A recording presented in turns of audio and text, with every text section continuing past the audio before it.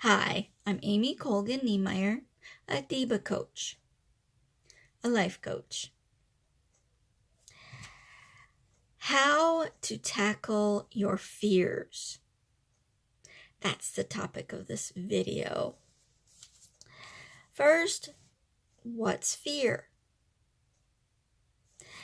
An unpleasant emotion caused by the belief that someone or something is dangerous, likely to cause pain, or a threat.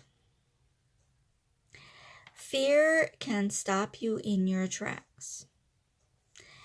It can keep you stuck in a job, in a relationship, in any type of situation, in a loop. Okay, so what can you do about it? Establish healthy habits, positive habits. Okay, you can pair a couple of activities together to make sure you do this one thing. Okay, you want to work out. Okay, that's something you do all the time. That's already a habit. You pair your exercise with, say, laundry, something that you seem to keep piling up. It seems to get piled up all the time. Okay, so you say, all right, I'll exercise, then I'll do laundry. So you've paired it with something. You pair one thing that you really are pretty sure you're going to do with something you really don't want to do. So, or that you want to get into the habit of doing. So you pair them together. You do something every day for a week or 2 or 3. Takes about, I think it's 21 days, so it's 3 weeks, to change a habit. So, it's a good thing to shoot for that 3 weeks, doing something every day to get used to it. Schedule your life. That's another way to make a habit stick. If it needs to be done, put it in your calendar. Because then it's right there, it's written down, it's a reminder of, yep, you got to do this today. And you can also set an alarm throughout the day to remind you of things that you need to do. That's what I've been doing lately to help me with time management, because I was having a little bit of trouble time managing because of work and doctor's appointments and medication schedules and all sorts of other personal responsibilities and so on. So I'm using an alarm. And yeah, it gets kind of tedious after a while, but it does help at first to keep you on schedule until you can get that habit going. So you know when that alarm goes off that it's time for whatever you've set aside for that time. All right. You can also change your thoughts about stress, because we've always thought of stress as being something bad. But there is good stress too.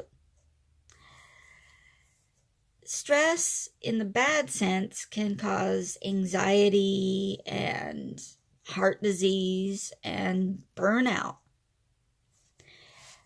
And stress can feel awful. It can feel draining. And it can make you feel threatened when you're under stress.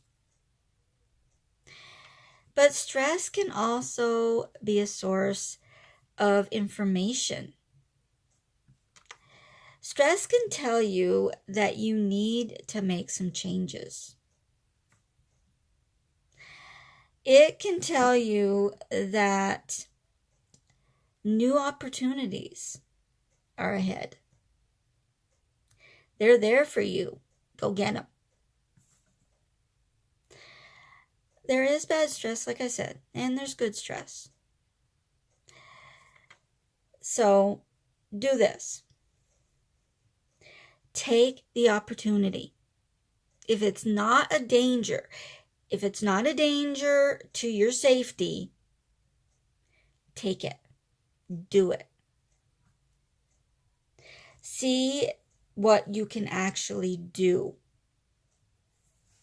Prove them wrong. Now, you don't want to do something dangerous just to say, well, hey, I can do it. They were wrong about me. Don't let it be about them. Don't let it be about proving them wrong necessarily. Let it be, okay, use their nagging or their naysaying or their bullying and turn it around into good stuff, good energy and good stress to say, hey, I'm going to do that. It gets you motivated to actually go out and try something that maybe normally you wouldn't have. So in a way, they kind of helped you to get out of your own way and go ahead and do something. So try that. Turn it around and make it good. Make their taunting a good thing. Their taunting isn't a good thing, but turn it around to make it into something good for you. Boost your confidence. There is nothing better than going out and proving that you can do something, proving to yourself that you can do something to boost that confidence. The more baby steps you take to make that happen, to prove yourself to yourself, the more things that you'll be comfortable doing, the more confidence you'll get, and the less stress that'll be involved. You might still have butterflies, but you won't have as much of that fear connected to whatever you're trying to do. Okay, and ask questions about the stressor too. If you're stressed, ask yourself, what's the purpose of this stress? Is it good stress? Just trying to get you kind of going, get you out of your own way? Or is it bad stress that is something that is not doing you any good? It's just you're overreacting, or you're just stressing out so much that it's hurtful for you instead of helpful. What could you learn from this stress? What can you learn from being in this stressful situation, or you feel really stressed over a speech that you have to give? You're all tense. And what can you learn about it? If you go out there and do it anyway. Like, I believe her name is Susan Jeffers, I believe. She has a book, Feel the Fear and Do It Anyway. I hope I have the author right. And so you feel the fear. And say, okay, all right, I feel it. It's there. I acknowledge it. But I'm going to do it anyway. I'm going to go out there and see what I can learn from this. See if I can learn that, hey, those people out there are people. They're human, just like me. And they're not going to storm the stage. They're not going to, throw things at me. They're there to get information, and I'm there to give it. And I'm there to help others. And why wouldn't I want to help somebody? So try to diffuse it that way. What's the purpose of your stress? Is it good or bad? And also, what can you learn from the stress? Okay, yeah, stress. You've never done this before. You've never gone out in front of an audience before and made a speech. That doesn't mean you can't do it. It's a new experience. Take it for what it is. It's a new experience. Go out there, try it. If you, quote unquote, fail, you're not really failing by trying. If you fail, then you learn from the situation and take that learning, take that knowledge into the next time. And okay, now what's at stake? That's another thing that you could ask yourself. Excuse me, got the paper in there. What's at stake? Why are you so stressful? What's at stake that makes you so stressed, so fearful? Just think about that and realize, okay, I've got a lot on the line here. This speech I'm going to make, this meeting that I have to go to with these big shots at work could make or break my career. That's a big thing. Or maybe you're a patient. Maybe you have chronic health issues and you're going to meet this new doctor that's supposed to have this amazing new treatment for what you have been dealing with that you want to have help with. But still, it's kind of nerve-wracking because you don't know the side effects. You don't know, if there's any real dangers connected with this new medication that the doctor is going to talk to you about, or the new treatment. What could happen? So you are a little bit fearful, but realize that it might actually turn out really well. So before you find out, don't be catastrophizing. Catastrophizing? Is that the word? And thinking that it's all for bad. You're going to find out bad news. Go for what you might learn and what might be positive instead.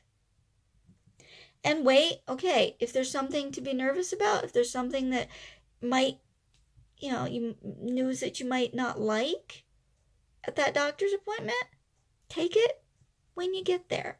And you have a support unit there too. Maybe your parent is there with you, or your spouse, or a friend. And you have the doctor and his staff, or her staff, that could help you too, to waylay those fears.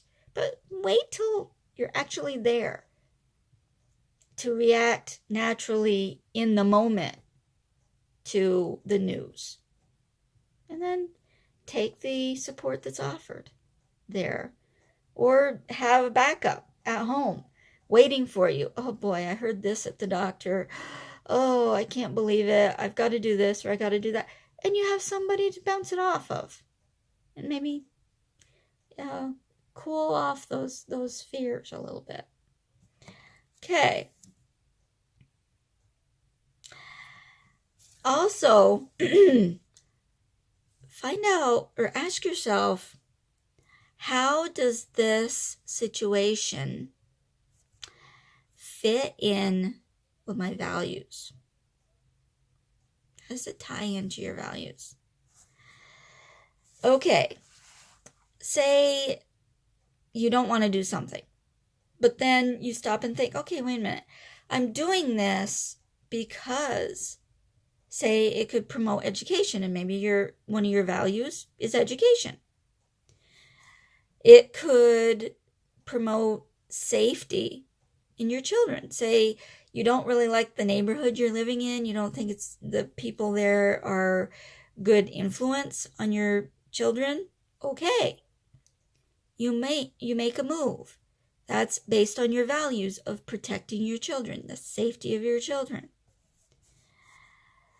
You want to help in the community because you are a community-minded person. You think it's important to have a strong community and help out others.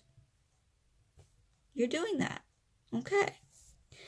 You may be afraid at first to do it. Like there's new people around and new situations. You got to learn certain things maybe, or talking in front of people.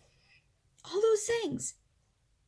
But if you're going by your values, if you're doing things based on your values, then you can think, okay, yeah, it's a little bit frightening. It's a little bit scary.